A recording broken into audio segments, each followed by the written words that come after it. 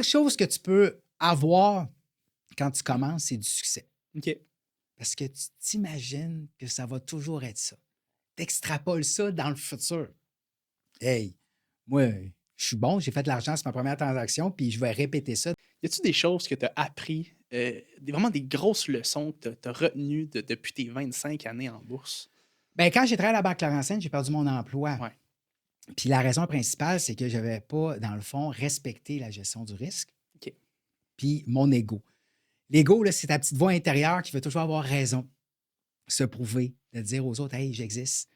Puis le fait que le marché boursier ne me donnait pas raison, je ne le prenais pas. Puis je prenais davantage de risques. Puis je l'ai appris à la dure. Je me suis fait vraiment ramasser, excuse-moi l'expression, et j'ai perdu mon emploi. Puis pendant 1 an, j'étais vraiment honteux de ça. OK. Parce que je pensais qu'avec tout le savoir que j'avais, j'allais connaître du succès. Puis finalement, non. Donc, il y avait vraiment là, une leçon de dire, écoute bien, là, toi, tu es juste un petit joueur dans tout le portrait boursier. Ouais. Respecte ce que le marché boursier fait.